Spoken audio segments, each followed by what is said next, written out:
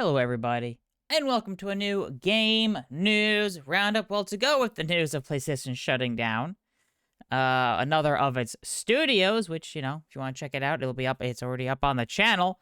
But, in huge layoff news, Epic Games is laying off over 1,000 employees due to downturn in Fortnite. Over 1,000 employees, if you don't know. From what I've read, Epic Games has between 4,000 and 5,000 employees. Reports of it's between 20 and 25% of the entire company have been laid off. Just like that. Gone. This was announced by Epic Games CEO Tim Sweeney, which was an email sent to employees, which has been posted online, saying it is laying off over 1,000 employees due to a downturn in Fortnite engagement. Sweeney stated that the company is spending significantly more than it is making. Well, yeah, so you're losing money, so that's why they're doing layoffs. And the layoffs have to be done in order to keep making money. These layoffs and over $500 million in other cuts will put Epic Games in what Sweeney says a more stable place. And he did add layoffs are not related to AI. Yeah. Supposedly. All right. Allegedly. So yeah, here is his full email, which was sent to employees. So let's start from the top here. Today, we're laying off over 1,000 Epic employees. I'm sorry we're here again. The downturn in Fortnite engagement that started in 2025 means we're spending significantly more than we're making, and we have to make major cuts to keep the company funded. This layoff, together with over $500 million of identified cost savings in contracting, marketing, and closing some open roles, puts us in a more stable position. Some of the challenges we're facing are industry-wide challenges. Yeah, we've seen tens of thousands of people laid off in the last few years. Like every year, tens of thousands, it feels like. And reports of that it's taking people 1 to 2 years to find full-time work after being laid off. If they're able to find work at all. There's been so many layoffs and there's nowhere enough job openings. Sure, some companies are doing great, but overall the trend has not been great in the amount for gaming developers with the amount of layoffs we've seen. So yeah, slower growth, weaker in spending, and tougher cost economics. Current consoles selling less than last generations, and games competing for time against other increasingly engaging forms of entertainment. Yeah, current consoles selling less than last generations. The thing is, Fortnite is still playable on the PlayStation 4 and Xbox One. There are still probably millions of people on those two consoles who are playing Fortnite or other live service games, because there's no point in upgrading to a new, a PS5 or Xbox Series, or, spending the money on a PC, because what's the point? There's no point if you're going to be playing the same games. And yes, I know consoles selling less than last generations. Yes. If you mean lifetime, sure, the PS4 is 117 million, Xbox is 158 million, versus a little over 90 million for the PS5 and low to mid 30s for the Xbox Series. Sure. Launch line the PS5 is only 2 to 3 million or so behind the PS4, and Xbox Series, is starting to lag further and further behind. But of course, with the economy going and the price increases, the PS5 digital edition went from $400 is now $500.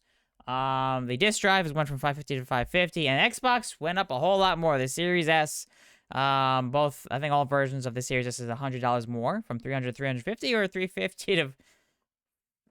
Wait, sorry. It went from $300 to $400, I think, for the 500 gig for the Series S, and $350 to $450 for the 1 terabyte Series S, and then the Series X, I think, went up by $150, so it's $600 for the digital edition and $650 for the disc drive, I think, off the top of my head. But anyways, I digress. Just pointing out, consoles selling less than last generations, but again, they're still available on the PS4 and Xbox One, and how many people still have PC? And games competing for time against other increasingly engaging forms of entertainment. Like what? Don't know. Oh yeah, anyways, and some of our challenges are unique to Epic. Despite Fortnite remaining one of the most successful games in the world, we've had challenges delivering consistent Fortnite magic with every season. So laying off 1,000 employees who are working on Fortnite to deliver the magic is gonna work?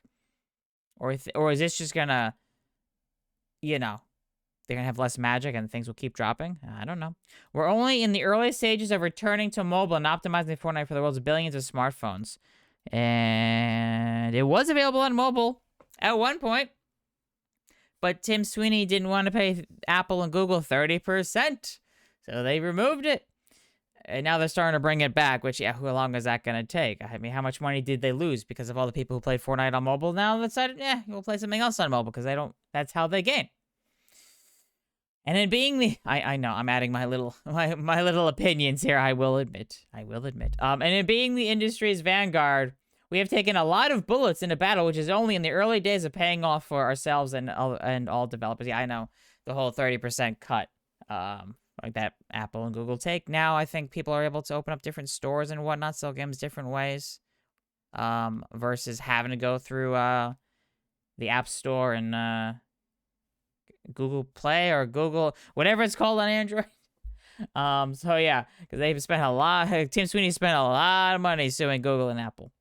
Anyways, since it's a thing now, I should note that the layoffs aren't related to AI. To the extent it improves productivity, we want to have as many awesome developers developing great content and tech as we can, despite laying off 1,000 of them right now. What we now need to do is clear. Build awesome Fortnite experiences with fresh seasonal content, gameplay, story, and live events. Accelerate developer tools with greater stability and capability as we evolve from Unreal Engine 5 and UEFN to Unreal Engine 6. That's right. They're already talking about Unreal Engine 6. I feel like Unreal Engine 5 is just getting going, but they're already talking about the next Unreal Engine. I feel like is it usually one new Unreal Engine like every generation or so? At least that's what it's been like of late. Anyways, and we'll be kicking off the next generation of Epic with huge launch plans towards the end of the year. What do you mean by this exactly? The next generation of Epic with huge launch plans of what? New Epic Store stuff or Epic Store on mobile? I'll see. This isn't our first time being here. Epic survived upheavals in the 1990s with the move from 2D to 3D with Unreal 1. Yeah, I know, Unreal. And then Unreal Tournament. Those were the days. Unreal Tournament versus Quake and whatnot. Whew. In the 2000s, building console games with Gears of War, and in 2012, moving to online gaming with Paragon and Fortnite. Each time we rebuilt our foundations and earned a renewed leadership position. Market conditions today are the most extreme we've seen since those early days, with massive upheavals in the industry accompanied by massive opportunity for the companies that come out as winners on the other side. Yeah, a few might come out doing well, but the majority will not. That's what we're aiming to do for our players, and we aim to bring other like-minded developers in the industry along on the journey to build an increasingly open and vibrant future of entertainment together. At Epic, we pride ourselves in only hiring the industry's best, so it is very painful to part with so many talented people. The folks impacted by the layoffs will receive a severance package that includes at least 4 months of base pay with more based on tenure. We're also extending Epic paid healthcare coverage. For example, in the US, they'll receive paid coverage for 6 months. We'll also accelerate their stock options vesting through January 2027 and extend equity exercise options for up to 2 years. We'll have a company meeting Thursday to talk about the roadmap in more detail. So yeah, 20 to 25% of Epic Games have been laid off. We'll be laid off in the coming days as people are notified of being laid off. And yeah, there are severance packages that are at least 4 months of pay, which might sound, pretty good. Okay, you get laid off and then you get 4 months of pay. Which back in the day would have been fine. You'd most likely be able to get a new job within that time. But now, the way the gaming industry is, you're talking about reports of 1 to 2 years most people are taking to find new full-time work. If they're able to find any at all with the amount of layoffs there have been. Obviously, there are some gaming studios doing decently well where they are still hiring. But overall, there have been tens of thousands of employees in the gaming industry laid off over the last few years. So that's going to do it for today's video. Want to discuss here, go over what Tim Sweeney stated. And of course, and he mentioned him saying yes to avoid as many layoffs, he will take a pay cut. That's not something you ever see in U.S. companies. I tend to know. It's like, yeah, you never see CEOs and executives or higher-ups taking a pay cut to save as many other jobs as possible because they're making so much more money. Of course, that's not a thing. Because I do remember back in the day when Nintendo was struggling during the Wii U era, executives at Nintendo all took pay cuts to avoid layoffs. All right? Crazy. I mean, I guess different mentality, between Japan and the U.S. But anyways, if you enjoy this video, be sure to hit the like button. Be sure to subscribe. Thank you all so much for watching. I'll see you all next time for some more gaming news, gaming sales, and gaming industry information.